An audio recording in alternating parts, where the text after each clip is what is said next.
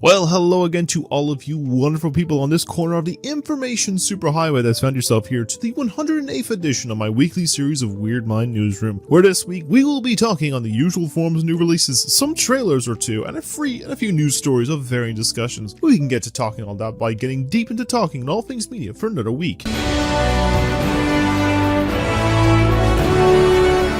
So the first of the new releases and the only new film to come out for this week is one that is taking us once again to the genre that has overstayed its welcome in most cases, and usually you would expect it from the once usual culprit, but in this instance it seems to have caught on with one of their younger competitors, as we have a live action remake coming to us not from Disney but from DreamWorks this time. And hopefully just a one-off with this series, as we see creatures and humans come together to change the course of history, as we have the release of the live-action take on DreamWorks' How to Train Your Dragon. The film will follow the story of the original 2010 movie that will tell the story of Hiccup, the son of a Viking chief on the island of Berk who has a bit of a dragon problem. In the process of a recent attack, unexpectedly captures the fabled Night Fury dragon, where he will soon befriend the dragon and name it Toothless, and will soon learn the secrets and all there is to learn about these species and change the course of Viking and dragon history in the process. Now, reception on this remake, like the original, has received very well received reception with praise to its translation from animation to live action, performances, and seen as one of the best live action takes in general. Though some will still see it as these remakes are completely unnecessary, but is seen to have done well in the box office. If you want to check it out for yourselves, then you can catch this new film out now in cinemas. Then on the likes of the games front, the first of these titles is coming to us based on the likes of a massive success of a duology films that will soon be a trilogy by next year, and the basis of a war, conflict, cultures, and legacy, all for the control of a powerful substance known as spice. After a bit of a wait and patience, we have finally seen the release of the all-new open-world RPG game of Dune Awakening. The game will be set in an alternate timeline where Paul Atreides was never born, and you were caught in a civil war between the houses of Atreides and Harkonnen, and you will soon take control of a character that is an undercover agent for the Bene Gesserit, and will must find the Freemen who have mysteriously vanished and find a way to awaken the sleeper. Reception on this title has also seen some very well received reception with praise to its narrative, its gameplay and visuals, and maybe a worthy story that connects to the massive narrative story that has spanned for basically over half a century at this point. And if you're up to play it for yourself, you can do so now on PC, with a console port for PlayStation and Xbox coming sometime next year. For our second game for this week is with the world showing a slow form of evolution, it will soon see the case to end this world that when a threat gets a lot more dangerous, it will take some upgrades that coincidentally bestowed upon you that will become something bigger than you think, as we have the release of the new open-world sci-fi tech shooter of Mindseye. The game will have you take on the role of Jacob Diaz, a former soldier with a mysterious neural implant known as the Mindseye. Suffering from flashbacks and memory loss, he heads towards the fictional town of Red Rock, where he aims to discover the secrets behind this particular implant. Now, reception on this title, however, has not been the greatest, as while the likes of some visual aesthetic and some elements of the narrative are praised, it is bogged down with underwhelming gameplay, a story that feels incomplete, and a serious case of busted visuals and performance problems all over the place on every port. It's already been seen as by many as one of the worst games of this year, but could make a fix if possible. And if you want to try it out for yourself, probably once when the updates are fixed, then you can play it now on PlayStation 5, Xbox Series X and S, and PC. And the last of the new releases for this week is the focus of a game I thought was not out until next week, but it seemed to have sprung out to me like a certain figure popping out of a jack-in-a-box, as we've returned to a series that's really popped off over the course of a decade and going way back to the past to try and make sense of the even more expansive lore,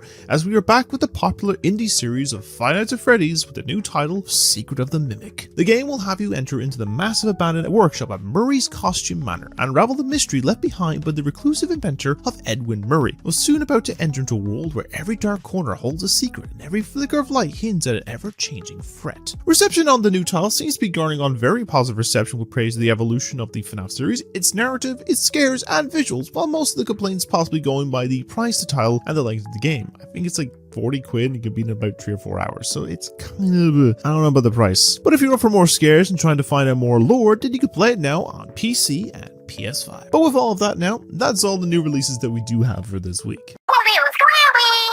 On the first of the trailers for this week though now, would most case not be counted in the likes of the rule of not being focused on one releasing in about 2 weeks, but it's just about avoided the cutoff, so I will count in this regards, and in case it will soon be time to suit up and build on their own path on the new legacy that is not replacing what came before, but being inspired by it, as we have received the final trailer for the upcoming new MCU TV series based on the character of Ironheart. The series will take place a couple days after the events of Wakanda Forever and follow MIT student Riri Williams, returning home to Chicago where she becomes entangled with the enigmatic Parker Robbins, otherwise known as the Hood, where she will discover secrets that will pit technology against magic and soon set her off on a path of danger and adventure. Now it's a case that this character to me personally was appealing to their first introduction in Wakanda Forever, that even if this suit looked a little too close to a character seen like the Power Rangers, which is a good series by the way, I think the likes of establishing a character that's not trying to replace the hero of Iron Man, which every usual anti-woke critic on YouTube thinks is happening and using for views when it's not the case from the comics. Like, why does hate sell? I don't understand. And being more of inspired to the character, and from the likes of some small glimpses of this series so far, I don't think it looks too bad. And from the case that it has taken about 3 years for the series to finally be released, it's finally given it a chance to be seen by so many now. I'm hoping that's one will turn out actually pretty good in the end, but we will see real soon as the series will be blasting off in just about 2 weeks time on June 25th on Disney+.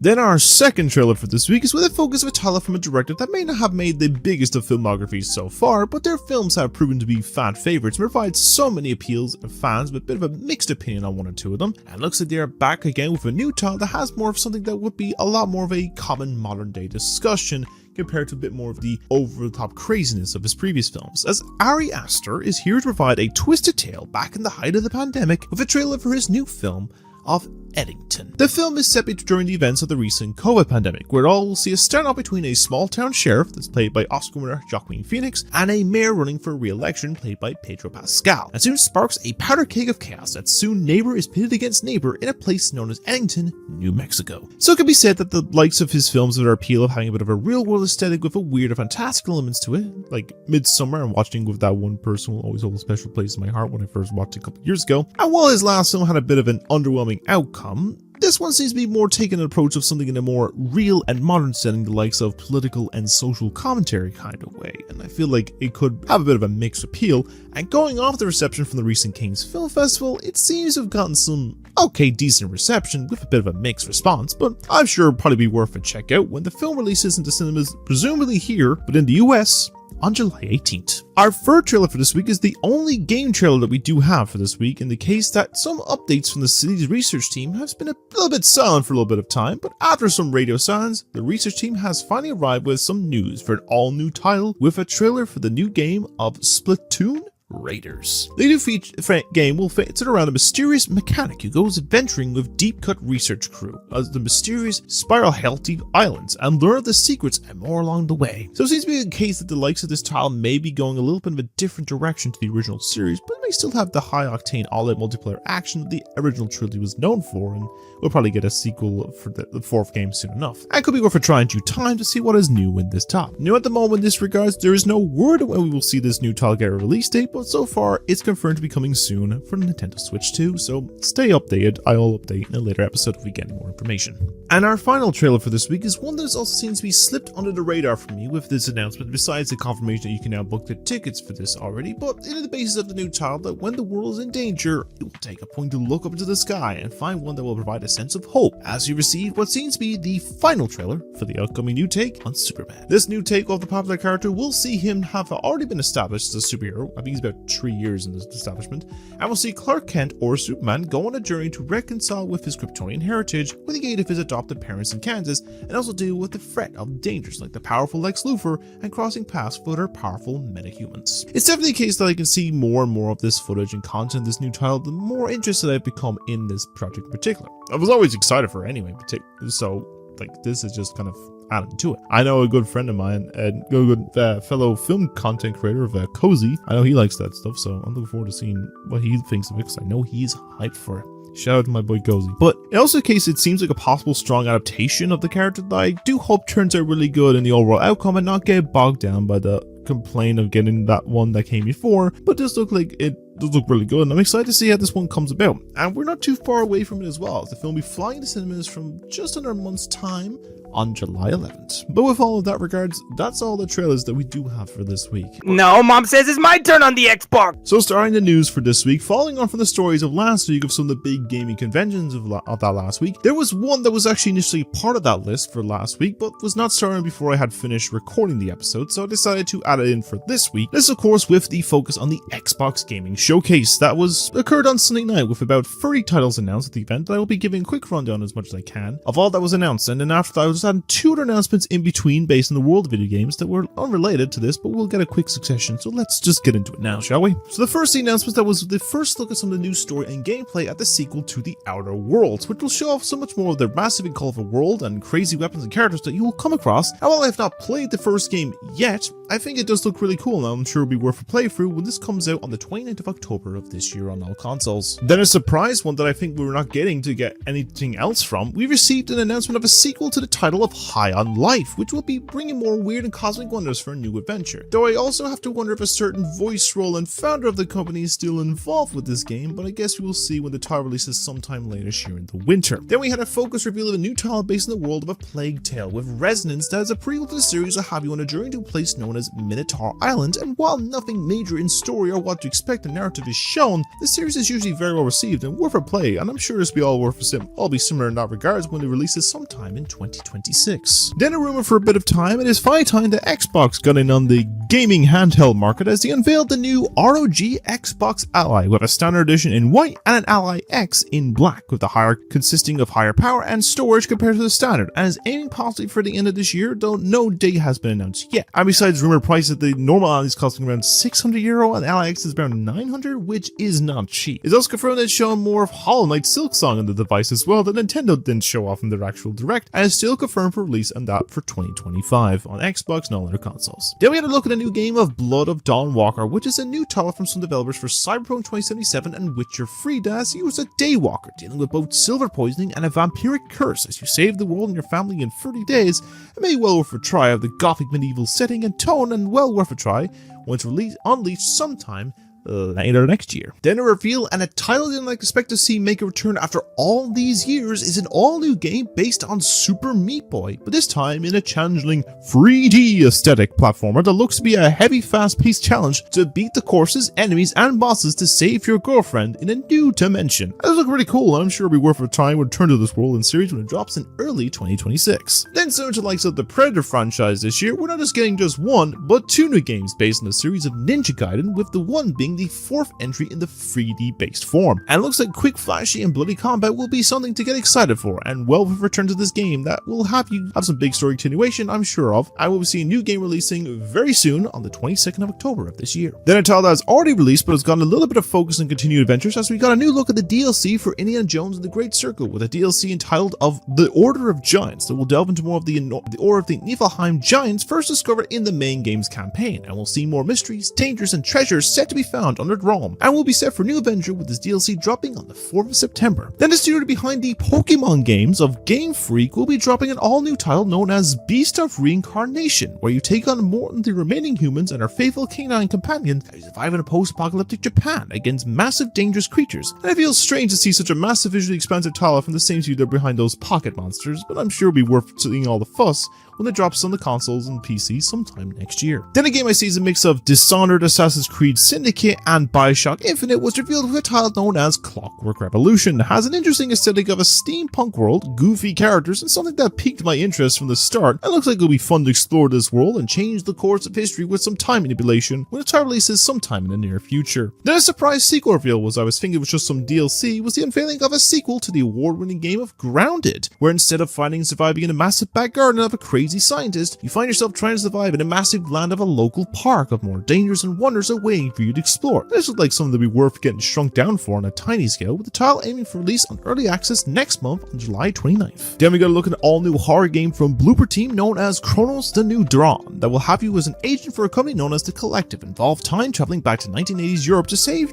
people that did not survive a disaster known as The Change that turned humans into creatures known as orphans. It looks super trippy and really unsettling, and I feel it'll be worth a try try it when it releases sometime later this year. And then speaking of Blooper Team, it's not the only horror title of them on the way, as unconnected to this Xbox showcase, they've confirmed on Thursday this week to working on a remake of the original Silent Hill game after the smash success of the second game's remake last year. I'm sure it'll be interesting to see the updated visuals of this original title releases sometime in the very near future. Then we're heading to the cosmos for a sci-fi venture of Alpha Line that will have a dual protagonist story to chart into the vast universe in search of a new home for humans on a dying Earth on a possible inhabitable icy planet of Perisphone, and it looks like the concept could appeal. That has a bit of a Tomb Raider-like gameplay mixed with that like Frozen Planet game from a few years ago. That'd be worth a try when this comes out sometime next year. And then for a new unique title gimmick of There Are No Ghosts at the Grand that will have you become a hotel decorator and designer during the day and for the other buildings in the village, and then become a hunter of ghosts at night and discover all strange mysteries of this town. I'm sure it'd be worth a try and learn the secrets of this too cozy town when the game drops sometime in 2026. Then the next title on the list was the focus of a title known as Mudang Two Hearts that will have you fighting your way through a dangerous future war-torn Korea that seems to give off something that may seem like close to what may come if you're not careful, and be worth a try when this title releases sometime on the console and PC next year. We then got a look at the all-new sequel of the title of Planet of Lena that will have you take on a journey across their home planet to learn of all the mysteries and pass through puzzles and exploration, and also survive against a robot armada, and has many very visually striking visuals and tone to it, and it'll be worth a try when the game releases sometime next year.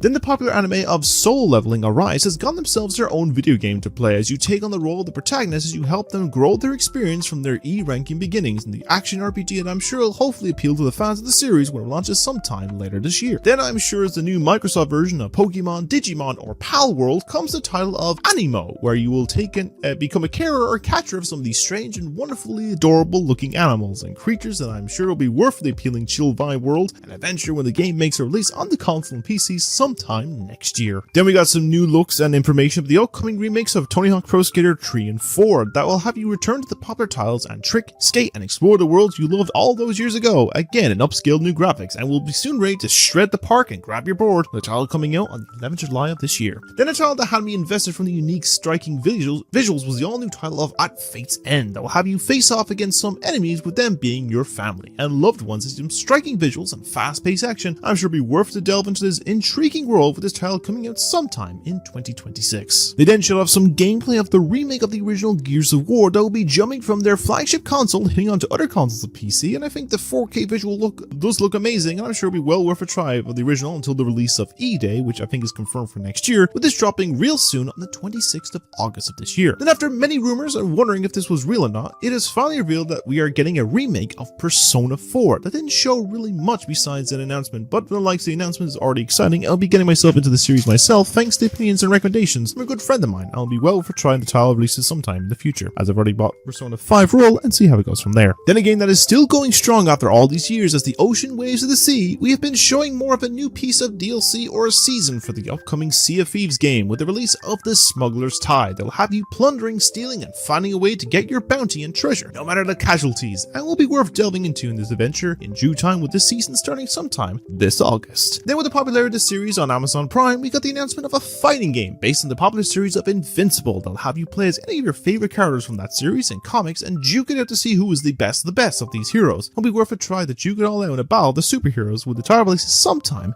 next year. Then we got a double serving of Final Fantasy with the confirmation that the Final Fantasy VII remake is coming to Xbox as well as Switch 2 later this year, with the first part releasing onto consoles sometime this winter. And then we also got the confirmation of Final Fantasy XVI also dropping on the console as well, with the releasing on the same day as the event, so it'll be well worth to see how it all plays out on that particular other next-gen consoles. Then the studio of Double Fine, the creators behind Psychonauts and Brutal Legend, have an all-new title of Keeper, as you play as a sentient lighthouse and with the assistance of a companion bird will go on a strange and wacky journey across a strange and colourful land. I always enjoy these titles and will be worth trying this game out myself when it releases on the consoles and PC 17th of October this year. And the last of the titles from this event was unveiled that was initially presumed was some new horror title, but it turned out to be some cryptic tease for the next entry in the Call of Duty series with Black Ops 7. that will return to the future setting last seen in Black Ops 3, and it gives me a little concern of people's appeal to return to this future setting, but I'm sure will be well worth a try when the game releases, probably likely later this fall in October or November. And that was all we had from the world of Xbox, and I would say that'll be both this and Summer Games Fest that had a bit more of an appeal with some of their good titles to look forward to, and I'm sure if my guess could be right,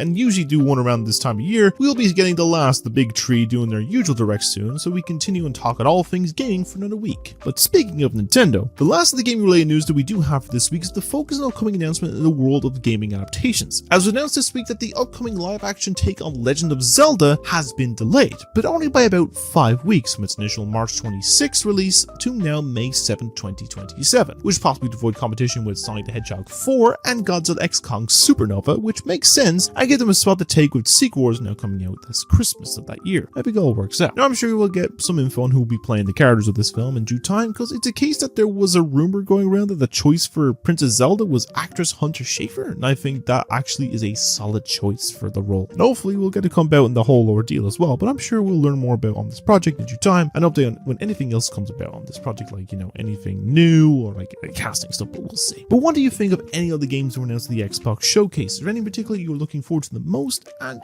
who would you cast in particular as well about the Legend of Zelda movie in particular, or do you see this getting delayed more? But we can always talk about it then. Let me know your thoughts down below. We can talk all about them down below. So the next story for this week is with a few updates as the annual event that takes place every June with the unveiling of some novelties in the world of animation at the Annecy Film Festival that takes place in Europe. And while there was a lot of new announcements and stuff unveiled, I'll be covering some of just the ones that really kind of popped out to me of announcements, and I'll delve into those announcements in particular now. So while there was nothing major discussed with the likes of DreamWorks besides some first look footage of upcoming Bad Guys 2, which has garnered some really strong audience reception, which gives a lot of excitement for the sequel in a month's time, we have a bit more focus in the world of Pixar in this particular instance, as we'll be giving our first look images of the slate of films coming to us next year, with the first being a focus on Hoppers of the Beaver characters, one being the King, which looks like it'll be a bit of a fun and wacky adventure of, like, you know, mind-hopping with some characters or robot versions of beavers, and I'm sure it'll be worth a look when we get some. I'm predicting in case we're going to get like a trailer for this probably like in the next 2 or 3 weeks, just after Elio's release next week, but which also I've heard some really good reception for, so hopefully it'll be a positive return to some originals and stuff like that. But we'll see by the time this film releases in March of next year. And then they're showing off a little piece of concept art for the 5th Toy Story film that gives us a look at Buzz and Jessie meeting what is essentially the villain of the film of a lily pad tablet who is looking to stop Bonnie from playing with toys and focus on technology or socializing. We may have a bit more of a sinister intent. I mean, there's a whole thing about like an army of like rogue Buzz Lightyear toys as well, so we'll see in that regards. Initially I thought that maybe this was the character that Conan O'Brien is voicing, but it's currently unclear of what the name of the character is, but I feel with the series that has had some appeal and may work as a proper last entry of this franchise. I'm sure we'll get a clear look idea by the release of this film in June of next year. It was not the last of news to come from Pixar though, as we were actually introduced to another new film from their upcoming catalogue of an all-new original film known as Gatto. Set in Italy, and that will be directed by the director of Luca, and follows a black cat named Nero, who is in debt to a feline mob boss and will soon find himself forged with an unexpected friendship that may finally lead him into his purpose. All we all got is a small bit of a plot and a nice little concept image there. It does have some appeal of a new original that I feel was born of them losing to Flow last year's Oscars and making their own film with a cat to kind of spite them. And it's also supposed to be done a new mixed hand-drawn animation they've confirmed, which may be very interesting to see how this all turns out, because I know with Pixar, they really make it all out with their animation. So hopefully it'll be interesting to see by the time this film's release in 2027. And then finally, the last of news based from Pixar is giving us a bit of an update to another project that was announced just a little over last year, and that's of course with the 3rd film in The Incredibles. Now this is only a little small update to come from the event, but it also to do with the announcement of a director change, because it was announced that Elemental director of Peter Son will be taking the reins of directing this 3rd hero outing. In particular. Now, the original duology director of Brad Bird is still involved with this project, as he is still being writing and producing this project, and mainly for the reason of not directing is due to him being busy with some other directing duty projects at the same time. Now, personally, I think the choice of Son is a good one, as his last film Elemental, which you can see my review up here, actually was pretty great. I think it was a great film to me personally, and I feel he gives some respect and care for working with Bird to make it a really great 3rd follow-up and probably improve over some people's opinions now of the 2nd film. Now, at the moment, there's no release date for the 3rd film yet, but once we hear anything, we will update in a later episode. The last 2 bits I will talk about from Annecy of news is talk with some new project updates of coming to us from the world of TV and streaming. And this first is the confirmed planned new spin-off based on the world of the Crystal Gems and the character of Steven Universe, as we have the unveiling of a new series known as Lars of the Stars that will focus on Lars and the off-color gems head off on a journey of space pirates as they smuggle contraband, evade authorities, and discover the dark secrets of the fallen gem empire. And the concept sounds very interesting and gives me a vibe of being the closest you will ever get to the time of being a Starlight Brigade animated series until someone gives the band of Twerp their chance to make their music video into an actual reality animated series. The idea of a spin-off sounds cool, as there's plenty of opportunities to come from this universe, and I'm sure it'll be worth a check out when it launches on Prime Video sometime very soon. And the last one we can give focus on is one of my favorite animated series of recent memory, as we've gotten some new information on Smiling Friends. Now, during a special panel hosted by the creators of Michael Cusack and Zach Hadel, I'm not trying to scare you, but there's a camera and a microphone in this device. There's a camera and a microphone in this device. Do not let it record everything. We got the confirmation that 1. Season 3 will be releasing this year, with the new season premiering this fall, and 2. The show has been given the renewal for another 2 seasons already, bringing the total for this time being up to 5 seasons of this wacky little show. Now I'm so happy to hear this, as I love this crazy little oddball series birthed from these creators' minds, and hope we will continue consisting of wacky adventures for Pim, Charlie, Glep, Alan, and Mr. Boss. I'm looking forward to this new season later this year, and the other 2 on the way, and your sweet cans of cream corn that I'll be doing a full-on depth review of this first 2 seasons real soon, similar to my one in Hasbin Hotel, so look forward to that in particular, once I get some other reviews done as well, so... Anyway, I know I've probably missed a bit of Annecy, and I do apologize on that, but if there is anything big that I may have missed and want me to talk on, let me know down below and I will talk on it in a separate video or even in the next episode in particular. But for now, what do you think of these announcements I talked about from Annecy? Is there any in particular that you are really looking forward to the most? Let me know what you think of this all down below in the comments. Now, the last 2 stories I'm going to keep more brief, as this first one is going to be given a brief update on some casting news and a little bit more of a rework onto a film to a show, and trying to fly through all these in news discussions real quick. So let's just get into it, shall we? So the first, I'll be giving a quick rundown of the cast announcements, as we have more from yet again the unnecessary TV adaptation of Harry Potter. As on Monday this week, we got the unveiling of 9 new cast members in the series that will consist of IT crowd star of Catherine Parkinson will portray Molly Weasley, newcomer of Lox Pratt will play Draco Malfoy, Emma and Ripley star Johnny Flynn will play Draco's father Lucius Malfoy. Then a selection of newcomers were unveiled, with Leo Ehrlich playing Seamus Finnegan, Alyssa Leone playing Parvati Patel, and Sienna Musha will play Lavender Brown. Now, last on the cast unveiled was a small line actress Belle Prowley will play Petunia Dursley, Witchfinder actor Daniel Wrigley will play Uncle Vernon, and lastly, Dr. Foster actor Bertie Carvel will play the Minister of Magic of Cornelius Fudge. Now, of course, I'm sure they are all great actors, and I hope all the kids will be protected from the sudden new fame, but then again, it's always the case I'm still saying that this remake is completely unnecessary. Many outlets are starting to say a similar tone or bring up a discussion about it was all as well, but WB is going to help fund this spiteful woman's pockets even more. I guess we'll see how this will turn out, but it seems to have started to have sets coming together for the start of shooting, likely the case in the next couple of days or couple of weeks, but I guess we'll see the appeal by this series release sometime next year. Now, the likes of another franchise with some casting news to come to us was one that I was meant to bring up last week or 2, but keep forgetting to mention, as there was a lot to talk about. But we have gotten a new casting addition to a galaxy far, far away, as we have a new addition to the Star Wars Starfighter film from Sean Levi and starring Ryan Gosling, as it's announced that X Trilogy and Odyssey star Mia Goth has been cast in the upcoming film, and has been also discussed as she's playing the villain of this movie, which may be a real winner here. I'll let her go full crazy like she did in the X Trilogy, particularly her role in, especially like a role in Pearl. Now, I believe this role was initially being offered to recent Oscar winner Mikey Madison before she decided to opt out, but I feel either option was a strong choice overall. Now, we have no idea who she may be playing or how this will tie into the new plot, but I'm sure we will get some more idea about the project in due time by the time of this film's release sometime in May of 2027. Now, non-casting news just for this section here is this one in particular is apparently going from a film to a planned new format, this film in particular. Now, if you remember back in summer 2020, if you can cast your mind back about 5 years ago, there was a film that was released on Netflix that starred Will Ferrell and Rachel McAdams that was based on the fictional story based on the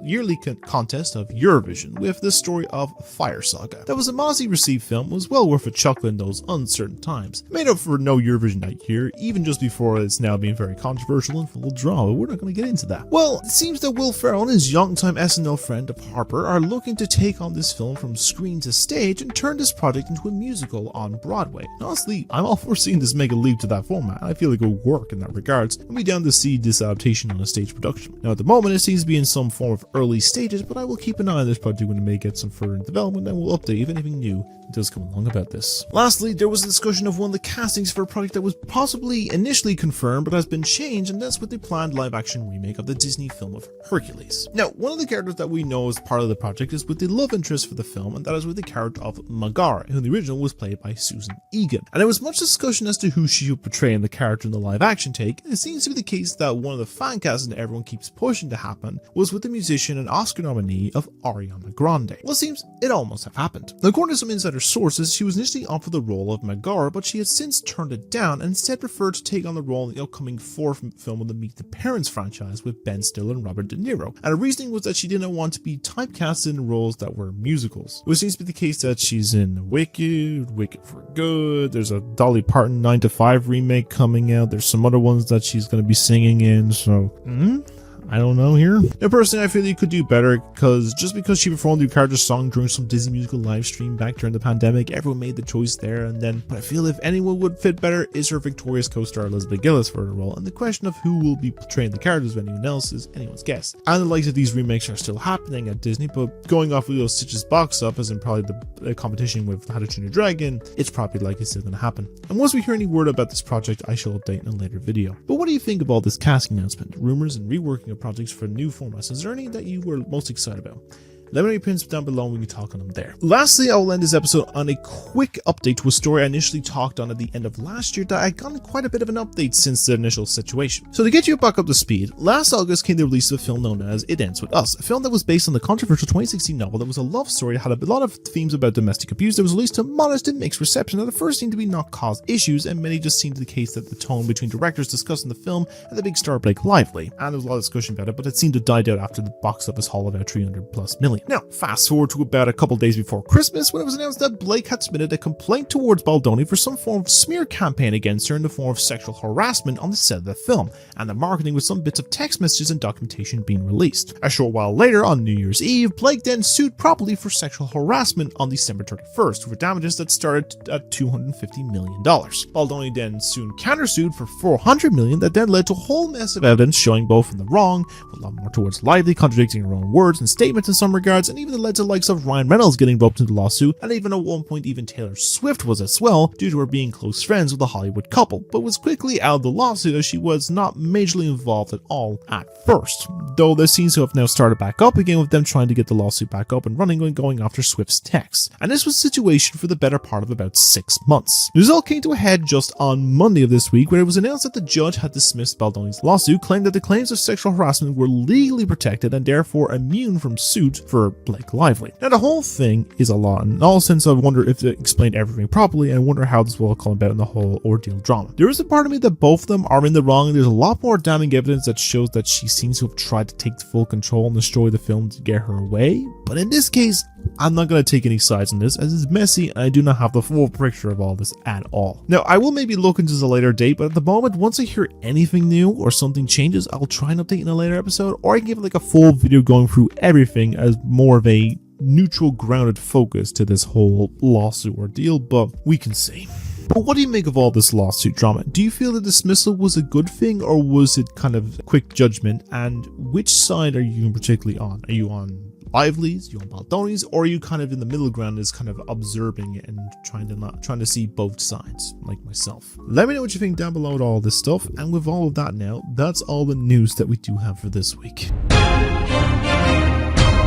And now with all of this now, that's episode 108 of Weird Mind Newsroom, and I do hope you enjoyed listening to my ramblings for probably half an hour, maybe 40 minutes, I don't know. I'll try and trim some stuff down. But anyways, I'm going to try and fly through this quick little ending update, so I'm not going to make this long enough, this quick enough. So, starting with reviews in regards to things. So, I'm going to get back to Last of Us Season 1's review. I'll get to Season 2 maybe down the line as well. I'll see an opinionated. I'm just finishing up on the first of the Snack Size box office review, which is for The Fall Guy. I have a few in the list in mind. I think the next after that is Beverly Hills Cop. I know at least Will and Harper one is in there somewhere. Amelia Perez is in there. The Apprentice, and there's a few in there in particular. I'm going to fly through a lot of them. They're all going to come out in due time, as well as case some other stuff with like other long form reviews and everything like that. Like, you know, a case about like, you know, Sonic, the Oscar winner stuff, like the drama stuff, Awaken, everything like that. I'll get to all those things. So look forward in that regards of things. Gameplay wise in as well, I will get to some recordings of stuff, especially for like Switch 2 and stuff. Like I'll record some Mario Kart. I have like Hitman Trilogy and stuff like that, or other bits and pieces.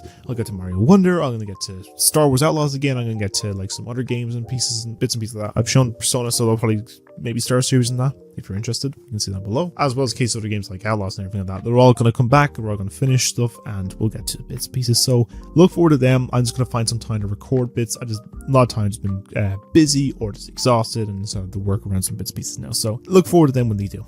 Okay, I apologize if it's just been weird mind for the last couple of weeks. And then in the case of long form stuff, the long form Lego time-lapse video is going to come as well. I need to get back onto editing that in particular. The rewatch file is going to come. The Horror Motorsport Volume 2 is going to come, as well as probably a Volume 3, maybe a double feature near Halloween. We'll see in that regards. And in the case as well, some other stuff like the AI Audience Choice video as well is still going to happen. Other long form stuff and other opinion stuff. So if you have ideas you want to see as a long form video or any in particular, let me know down below. Or if you want to shout out anything like any projects or stuff that you have, or like production things you want to have like in a special segment, which I haven't done in a while, let me know below as well and I will add them in. But in that regards, I'm going to let the episode there for now because I ran long enough and I'm very tired. I need to, if you enjoy my content, want to see more from me more frequently, then simply like and subscribe. So I'm doing stuff every single week. My goal for the end of this month is 500 subs, and then by the end of the year, I'm aiming for 1,000. But even in case since we get close around either one, I'll be happy with either way in that regards. In that regards case as well, let me know your thoughts on everything that was discussed this week down below. Did you like any of the new releases you play or watch? Your thoughts on the trailers, as well as all the discussion of that long last news section. But yeah, we can talk about that down below in the comments. We'll have an open conversation. Let's build a ultimate community. You know the whole case of things. That's what I want to do. But in case, I think you should leave it there for now because I rambled long enough. So as always, you all stay being wonderful people. Have a great day every day, doing many great things, and of course to keep being you because no one's to do what you do. And of course take care of your mental health because that's a very important thing. And as always, I have great faith in you and I believe in you and everything you do. But as that regards, I'm gonna leave there for now. I've been your host Sam. I will see you all in the next episodes. Take care and I'll see you later.